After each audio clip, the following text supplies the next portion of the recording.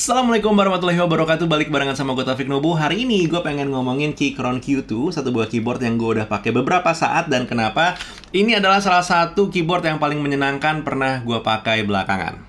Yuk kita obrolin. Sebelumnya kenalin dulu, nama gue Taufik Nubu. Halo, dan emang gue biasa ngomongin soal teknologi, lifestyle tech, dan juga tech talks. If you're into that kind of topics, please do consider untuk klik tombol subscribe dan juga nyalakan notifikasi untuk semua aktivitas dari channel ini. Dan disclaimer, Keychron Q2 yang gue pegang saat ini memang gue diberikan oleh PT NM Tindo, distributor resminya Keychron di Indonesia. Dan pastikan kalau emang lo pengen beli ya, si Keychron apapun itu, belinya yang punya garansi PT NM Tindo. Karena selain terdaftar DJPT, dia juga punya service center, dan yang pasti ini adalah garansi resminya langsung dari Keychron sana. Plus yang menyenangkan adalah kalau memang memenuhi syarat dan ketentuan, lo bisa mendapatkan one-on-one replacement jika memang diperlukan. Oke, Keychron Q2 ini pada dasarnya adalah 65% keyboard, dan ini adalah iterasi kedua dari seri Q, dimana Q series ini emang adalah satu buah keyboard yang full customizable, bisa di custom menggunakan QMK dan juga via software.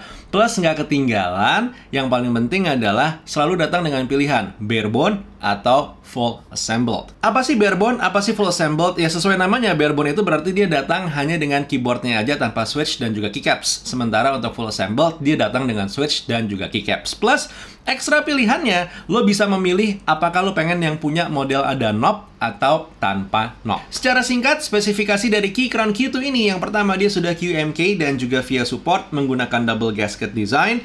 Bodinya dari CNC aluminium dan juga sudah support macOS dan juga Windows. Punya screw-in stabilizers yang menurut gue ini sudah improve.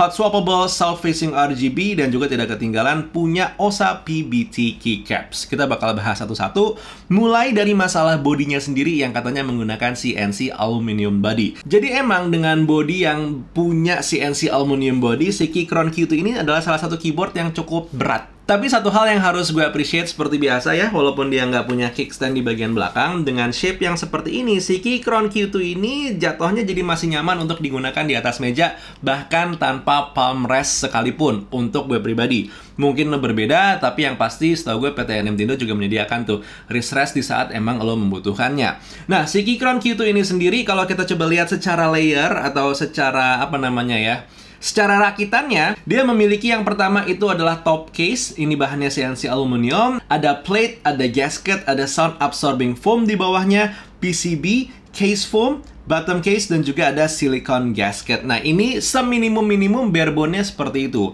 Sementara kalau lo milih menggunakan atau membeli yang full assembled, lo bisa mendapatkan pilihan pengen menggunakan Gateron G Plus switch yang warna merah, biru, atau brown.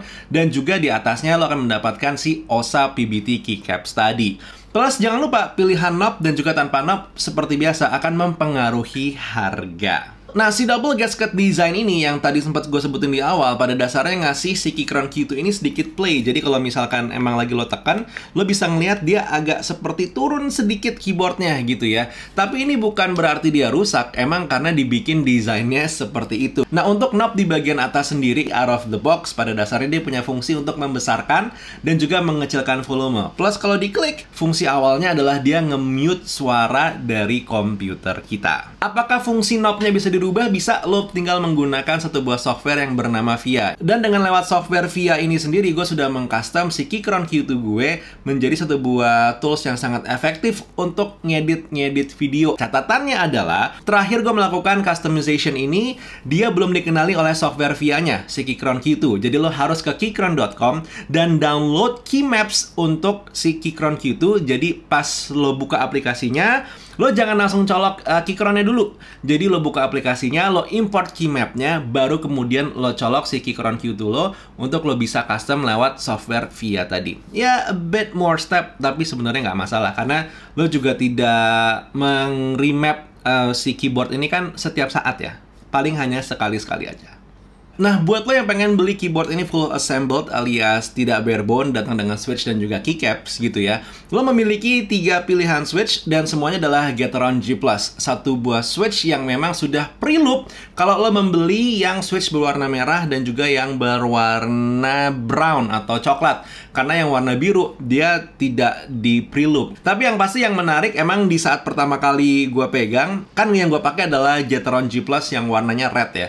Somehow itu rasanya rasanya emang pas. Jadi tidak terlalu banyak loopnya, tidak terlalu sedikit, dan rasanya cukup smooth. Dan nggak berhenti di sana. Di saat gue coba ngetik Keychron Q1, iterasi Keychron Q series yang pertama, itu out of the box ada suara-suara twang, alias suara pantulan gemak hollow-nya itu berasa banget. Tapi di Keychron Q2 itu diperbaiki total. Bener-bener nyaman banget, nggak perlu lo apa-apain, lo beli, dia udah bisa langsung lo pakai dengan sangat crunchy dan yummy. Nggak percaya? Coba dengerin.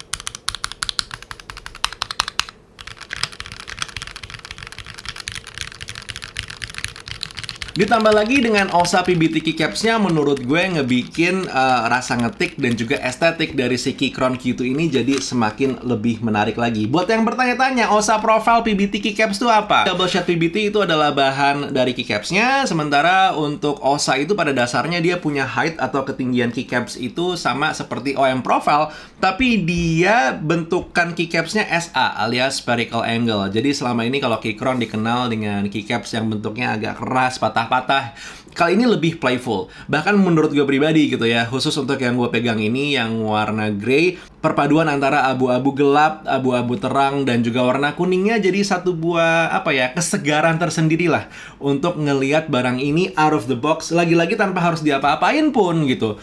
Langsung seperti ini udah nggak malu-maluin buat dipakai either di rumah, apalagi di luar rumah. Lastly, buat yang bertanya apakah dia ini punya lampu, jawabannya adalah ya, ini self-facing RGB, jadi sedikit lebih terang, walaupun emang keycaps-nya ini out of the box lumayan menghalangi keterangan lampunya. Tapi setidaknya effortnya cukup dihargai, dan kalau pertanyaan akhirnya adalah apakah keyboard ini worth it dibeli, sebenarnya gini, gue tahu harga keyboard ini bukan yang paling murah, tapi kalau emang lo sudah bersedia dan ready untuk mengeluarkan uang itu untuk satu buah keyboard yang harganya agak lumayan tapi nyaman dengan 65% layout seperti ini, tidak ada tombol F1 dan juga F12, hanya seperti ini aja, makanya ada dua tombol Fn di keyboard ini. Ya sebenarnya kalau lo ready, it is actually a good purchase yang akan bisa lo pakai untuk beberapa saat ke depan. Dan ingat, dengan jaminan atau juga garansi dari PT Nintendo, kalau misalnya ada apa-apa, semoga tidak ada gitu ya, lo masih bisa klaim garansi ke mereka untuk dibantu perbaiki servis dan segala macamnya. Link pembelian bakal gue coba taruh di kolom deskripsi, yang which by the way itu adalah link affiliate. Jadi kalau lo beli dari link di bawah, gue bakal dapat sedikit komisi tanpa ada beban apapun ke lo. And basically that was the video for today untuk masalah Keychron Q2 kita. Ada pertanyaan? Sok, monggo silakan tulis dalam komentar. Kalau emang bisa gue bantu, gue bakal coba jawab. And basically that was it. Buat sekarang Taufik Nobo undur diri. Assalamualaikum warahmatullahi wabarakatuh. Skadush.